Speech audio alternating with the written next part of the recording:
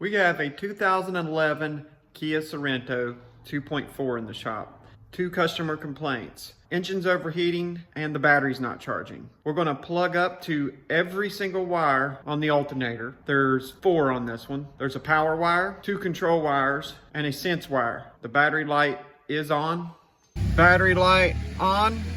Obviously that means there's something wrong with the charging system.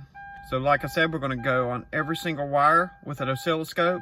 We're going to figure out if this alternator has everything it needs to charge. One thing I want to do before we check the alternator with the scope is I wanted to scan the vehicle. This thing is littered with codes. But what I'm most concerned about is this one thing that'll make an alternator not charge is this sensor right here. And that is a battery sensor. So that basically lets the computer know how many amps are being drawn and used up, and it tells the computer how many amps or how to control the alternator so it can give it a proper charge. So let's jump in that and see if it's reading. We still should get a reading even with the charger on it. It should be tell us if it's accepting voltage or not. So let's go into the ECM. We do have a P2503, which I will save these codes. I punched in the code we had. It is P2503, and this is a description of the code, and it just talks about the battery sensor. It's on the negative post. This code sets when the battery charging current is too low.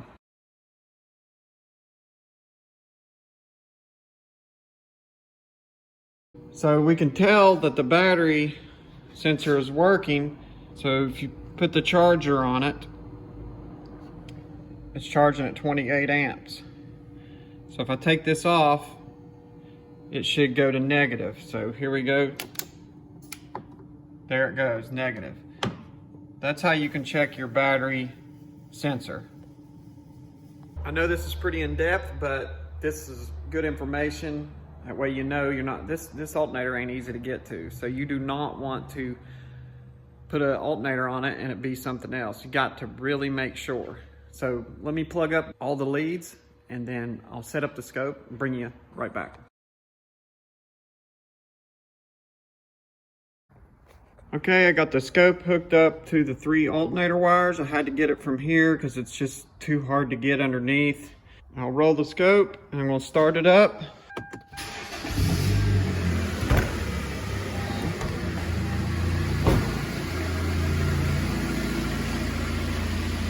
There we go. Now stop it. Turn off the car. All right, there's our waveform. And it looks like we are getting signals on both our blue wires, which are our... Okay guys, I freeze framed this capture real quick to try to explain what's going on here. This right here is your common terminal.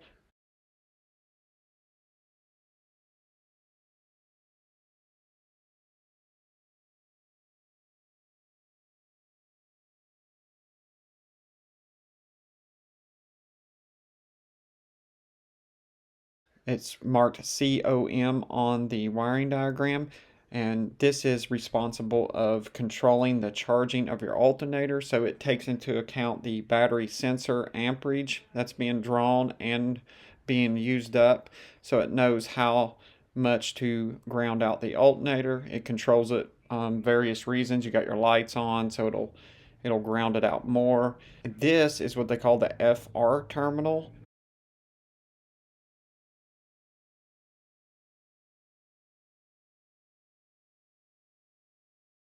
And this is basically a feedback. It actually just tells the computer that it is receiving a signal at the alternator, that it's receiving a charging command. The blue wire is the wire going to the cluster. This is what's responsible for turning off and on your charging light when there's a problem. It's called the L terminal.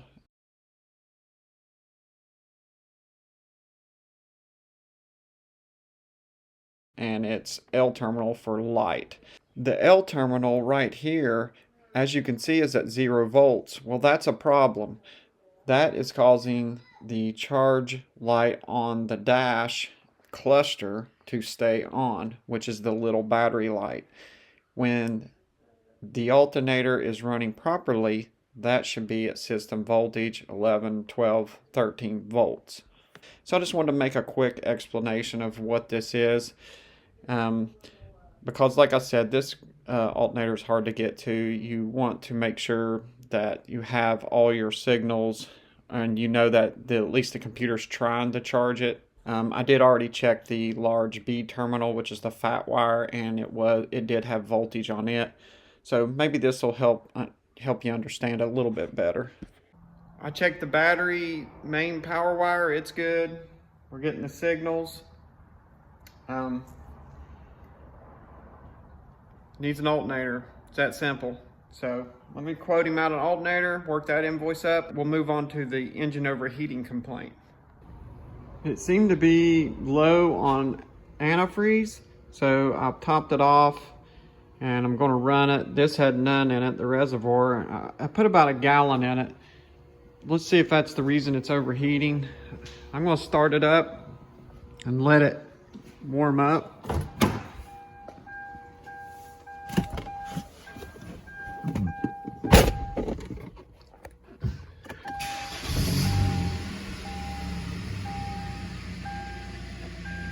All right, I'm gonna let it warm up a second.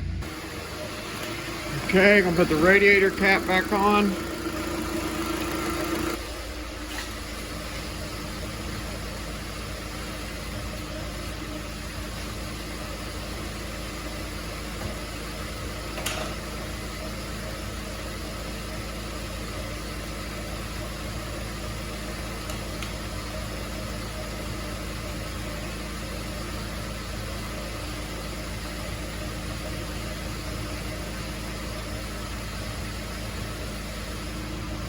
Let's see if it overheats.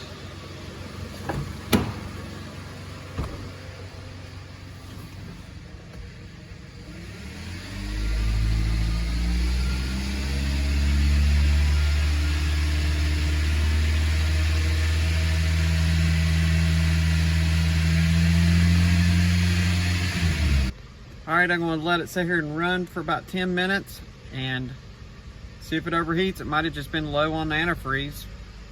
I don't know. I know it's low on gas.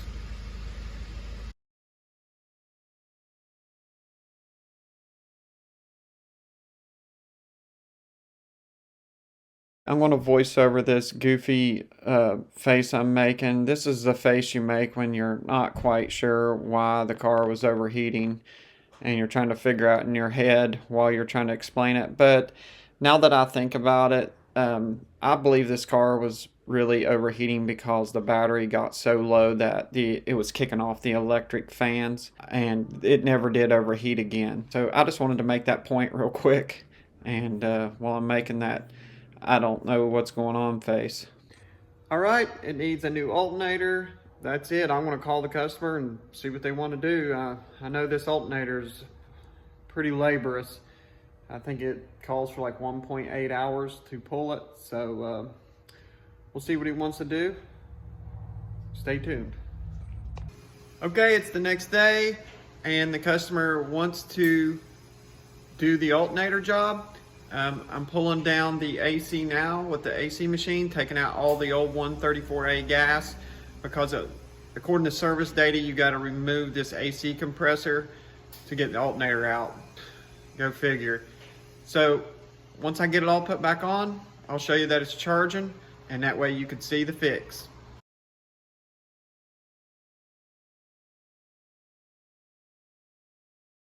Take your drop belt off. Unplug your battery first, then take your drop belt off, then disconnect. You take off this plastic piece next. It's laying in the floor. It's just some screws that hold it in and some pop rivets. Then take off your compressor AC lines. You can see I got them pulled out this way. And you can see up there where I took those off. And then you see those two bolts right there. Take those out. I haven't taken those out yet. And then take these two bolts out, and it should come right out. Okay, on the alternator, you gotta take this bolt out, and there's one way up there. I don't know if you can see it. It's way up there. I got a laser pointer here. It's right up in there. There's a bolt there. And then this bolt. And make sure you just unplug, you unbolt this nut. Your negative battery cable has to be off. And then there's a plug in right up in, plug-ins up, there's a plug-in on it too, right above the bolt. It's just too hard to film. They make these cars so silly. The bolt on the top of the alternator, you can't get it out. You have to jack the engine up, it looks like. I'll show you. See this bolt right there?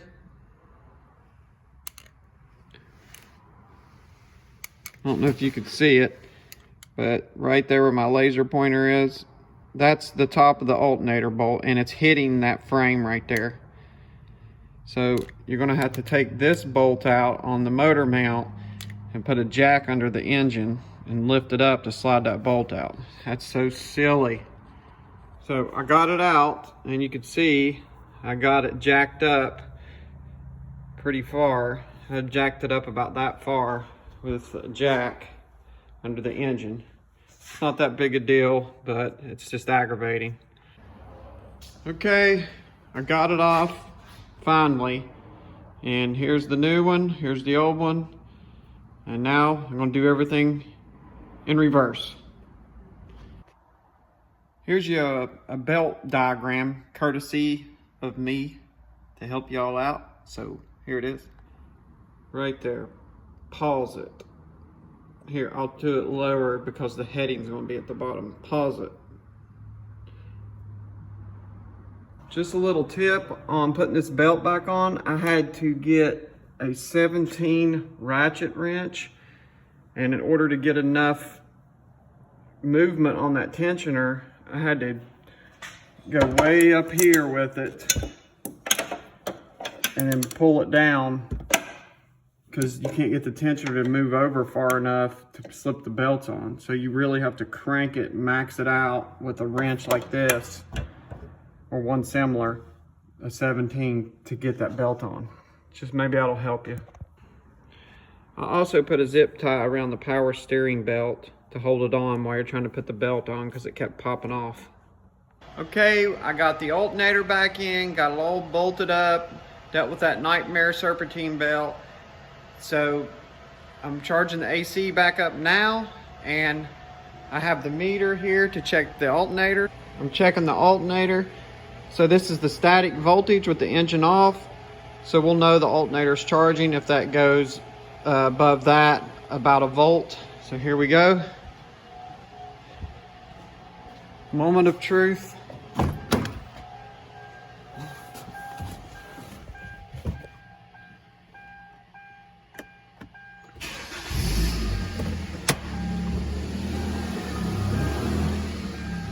Well, the battery light's out. That's a good sign.